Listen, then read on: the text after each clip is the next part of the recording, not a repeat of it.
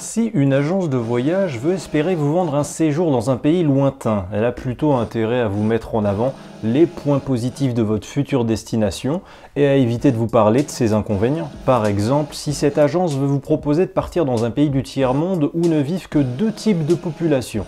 D'un côté, la majorité extrêmement pauvre qui souffre de malnutrition et d'un chômage de masse parmi sa jeunesse, et de l'autre, une minorité extrêmement riche qui s'est enrichie par la corruption politique et les pots de vin sur la rente pétrolière. L'agence de voyage va adapter son vocabulaire et elle va vous dire que ce pays est une terre de contrastes. Ça passe mieux, c'est moins choquant dit comme ça. L'agence de voyage en question ne va pas non plus vous dire que vous allez dormir là-bas dans des conditions abominables, rudimentaires, sans eau chaude ni électricité. Elle va donc vous parler de vacances-aventures, de dépaysement garanti ou d'aller à la découverte des modes de vie locaux. Tout est dans la façon de présenter les choses. Avec l'islam, c'est un peu pareil si vous voulez. Quand un occidental s'intéresse à cette destination religieuse exotique pour lui qu'est l'islam au point d'envisager la possibilité de s'y convertir, et qui va se renseigner auprès de musulmans autour de lui, en général, les musulmans soucieux de donner une belle image de leur religion ne vont pas lui expliquer d'entrée de jeu que les plus belles récompenses du paradis d'Allah sont réservées aux djihadistes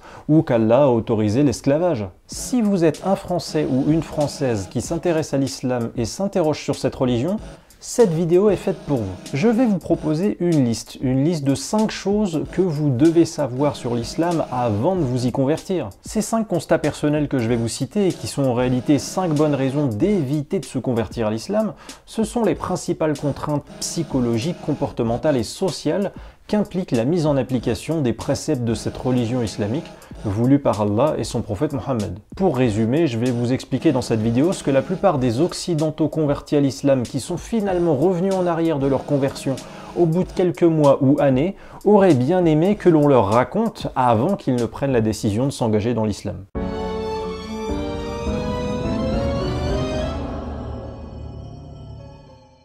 La première des choses que vous devez savoir avant de vous convertir à l'islam, c'est qu'avec l'islam, vous aurez moins de liberté individuelle. C'est incontestable. La pratique de l'islam va ajouter beaucoup de devoirs et d'interdits dans votre vie. Franchement, je n'ai jamais entendu de toute ma vie quelqu'un qui s'est converti à l'islam et qui a dit par la suite que se convertir à l'islam lui a apporté plus de liberté dans sa vie. L'islam est une religion contraignante qui t'enlève des libertés, elle te coûte du temps de vie précieux et je vais vous expliquer très simplement pourquoi. Prenez la plupart des loisirs les plus élémentaires communs aux humains depuis la nuit des temps, partout sur Terre. On parle vraiment des activités les plus basiques pour supporter l'existence. Je vais vous en proposer 5. Disposer de sa liberté de conscience, disposer de son propre corps, donc ne pas être un esclave qui appartient à quelqu'un par exemple, bien se nourrir, cela inclut manger et boire, bien dormir et enfin être un minimum épanoui sexuellement.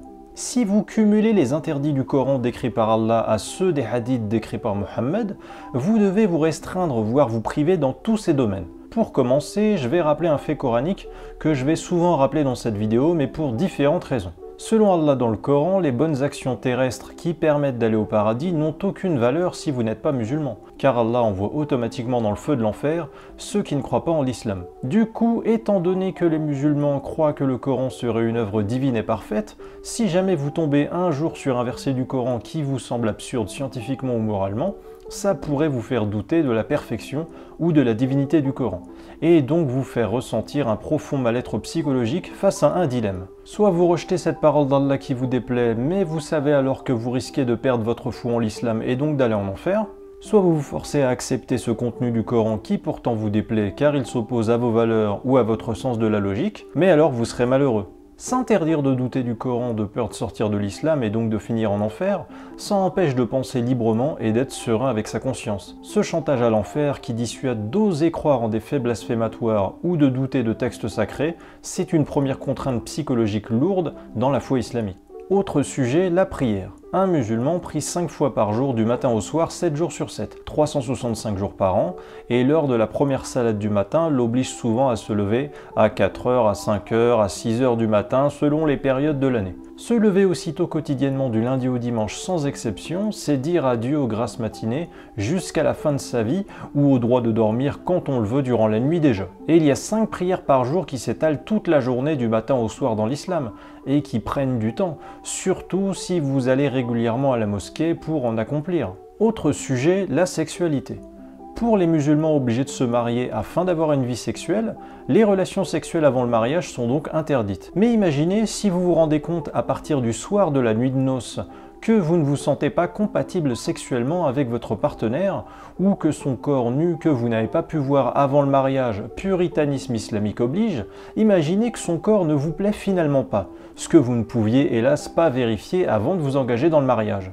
Je ne méprise pas les gens qui vivent dans des théocraties islamiques et qui s'abstiennent jusqu'au mariage, mais pour cet élément si important de la vie de couple que sont les relations sexuelles, les amoureux occidentaux de base mécréants, qui ont le droit au sexe dans le célibat sans que ça ne regarde l'honneur familial ou l'État, et qui peuvent donc avoir l'opportunité de se connaître dans l'intimité avec leur moitié afin de se confirmer qu'ils se plaisent et se complètent bien sur le plan physique avant de décider de s'engager dans le mariage, ils ont au moins cet avantage et plus d'opportunités d'aimer librement, d'aimer comme ils le veulent durant toute leur vie.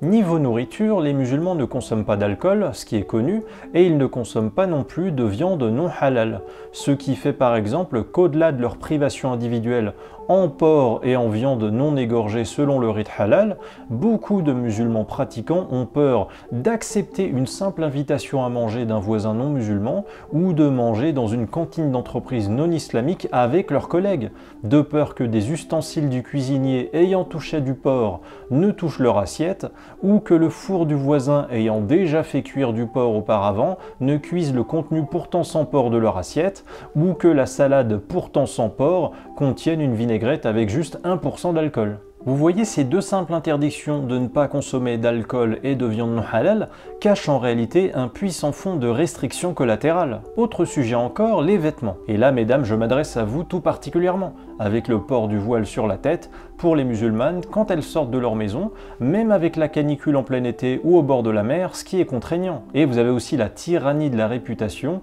qui vous empêcherait ne serait-ce que de porter une mini-jupe dans une société islamique. Pour l'instant, vous le voyez, je ne fais que compiler des restrictions et interdits dans toutes ces activités quotidiennes. Et si vous ajoutez à cela les interdits des hadiths sahih, vous pouvez trouver toutes sortes de contraintes arbitraires et étranges validées par le prophète Mohammed, comme la criminalisation du fait de dessiner des êtres vivants, tels que les animaux par exemple. Allah a dit dans le Coran que vous les musulmans, vous n'avez pas le choix dans votre façon d'agir. Vous devez obligatoirement obéir aux ordres du prophète Mohammed, même si ces ordres vous déplaisent. C'est le contraire même de la souveraineté sur son propre corps et du « mon corps m'appartient ». Bref, en résumé, la pratique de la religion islamique est très intrusive dans la vie privée, car elle vous ajoutera des devoirs et des interdits sur toutes vos libertés individuelles élémentaires. Comment vous disposez de votre corps, comment vous mangez et buvez, faites l'amour, dormez ou pensez. Tandis que quand vous vous libérez de tous ces tabous islamiques, vous pouvez facilement constater que vous avez beaucoup plus de choix de vie, de liberté et surtout beaucoup plus de temps libre au quotidien. La deuxième des choses que vous devez savoir avant de vous convertir à l'islam, c'est que 80% de l'humanité actuelle mérite d'être éternellement torturée en enfer, selon Allah dans le Coran. Je vous l'ai dit, dans le Coran, Allah nous informe à de nombreuses reprises que ceux qui ne croient pas en l'islam et en son prophète Mohammed iront en enfer pour l'éternité. Et on n'y pense pas toujours, mais un musulman conscient de cela n'est pas seulement un individu qui fait en sorte de sauver sa propre peau de l'enfer. Au-delà de son propre cas individuel, croire que le Coran est un livre divin et juste, où Dieu dit que les non-musulmans méritent l'enfer, est-ce que vous vous rendez compte que ça revient dans la tête de ce croyant à trouver normal par déduction que les 80% de l'humanité actuelle qui n'est pas musulmane méritent d'être torturés pour l'éternité dans le feu de l'enfer? Il faut subir un endoctrinement qui génère une grande insensibilité morale pour se dire qu'Allah a raison d'envoyer au moins 80% de l'humanité en enfer afin d'y être torturé éternellement juste parce qu'il ne pense pas comme vous. C'est violent quand même de cautionner cela.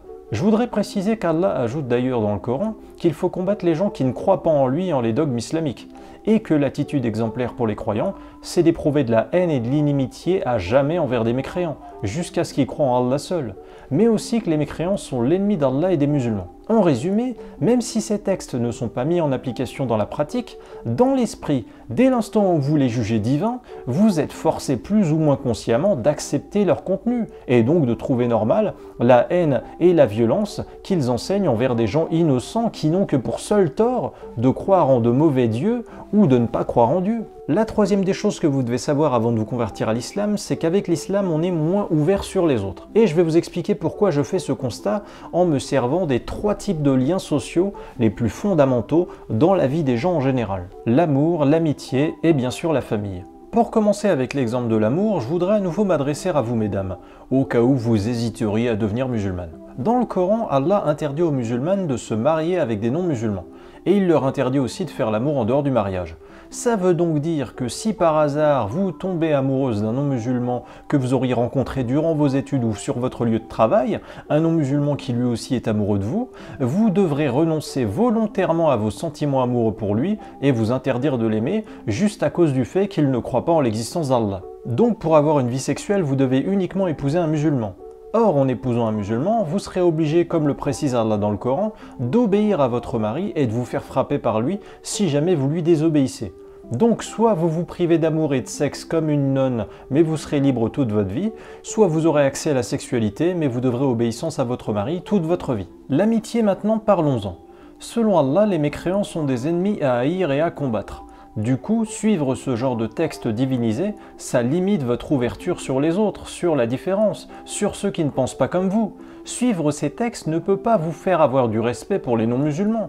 Or, comment voulez-vous vous passer du sentiment du respect dans une relation amicale? Un mécréant, ce serait au mieux une connaissance du voisinage, un lointain camarade du lycée ou un collègue de boulot avec qui vous parlez devant un café, mais ce ne sera jamais un véritable ami respecté du coup. Et enfin la famille, Allah demande de se détourner de son propre père ou frère si jamais ce dernier préfère la mécréance à la foi. Donc vous voyez, aussi bien sur le plan de l'amour, de l'amitié que de la famille, suivre les enseignements coraniques voulus par Allah rend moins ouvert sur les autres, ça restreint les possibilités d'amitié et d'amour, et ça rend intolérant envers les membres de la famille qui n'ont pas votre religion. La quatrième des choses à savoir avant de vous convertir à l'islam est que l'islam incite à juger les autres sur leur vie personnelle. Alors que l'on soit bien d'accord, juger les actions de criminels qui volent, qui violent ou qui tuent, c'est normal, car leur action criminelle a un impact néfaste sur autrui, ça a un impact politique. Mais ce qui est déjà plus malsain, c'est de juger son prochain sur ses choix intimes ou personnels, sur ce qu'il fait entre les 4 murs de sa maison et qui ne me regarde pas. Et étant donné que l'islam est binaire et manichéen, croire en le Coran et suivre ses enseignements a tendance, je le pense, à donner envie de juger les autres sur leur vie personnelle. Et je tiens à avertir les gens qui regardent cette vidéo et qui projettent de se convertir à l'islam. Si vous devenez musulman par conversion et non par éducation, vous allez alors apprendre via le Coran que les non-musulmans vont en enfer, je vous l'ai dit. Et du coup, quelle va être votre première angoisse? Eh bien, c'est que votre père et votre mère mécréants, les 2 personnes que vous aimez sans doute le plus au monde, finissent torturés éternellement dans le feu de l'enfer. Du coup, que vous le vouliez ou non, vous allez plus ou moins consciemment vous mettre à espérer que vos parents réussissent à éviter l'enfer dans l'au-delà. Donc vous allez vous mettre à juger le mode de vie non islamique de vos parents qui mène à l'enfer. Bien que ce soit plutôt à vous de leur rendre des comptes. Ils vous ont éduqué, nourri, logé et pas l'inverse, vous n'avez pas à les juger. Et vous allez en parallèle devoir accepter l'idée qu'ils finiront en enfer s'ils s'obstinent pourtant à refuser de croire en l'existence d'Allah malgré vos discussions avec eux. D'une manière générale d'ailleurs, quand des musulmans prêchent la bonne parole à des non-musulmans afin de les inviter à l'islam, leur expliquer que ça leur permettra d'éviter l'enfer, ça revient à juger les comportements de non-musulmans qui mènent à l'enfer. Et durant cet échange avec le non-musulman, quand ce non-musulman vous explique pourquoi il ne croit pas en l'islam, ça revient en réalité à critiquer l'islam.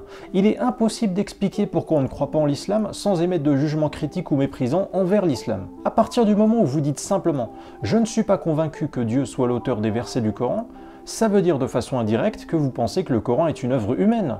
Donc vous pensez que l'auteur humain du Coran serait soit un menteur, un gourou, soit un illuminé fou qui racontait n'importe quoi juste pour faire son intéressant.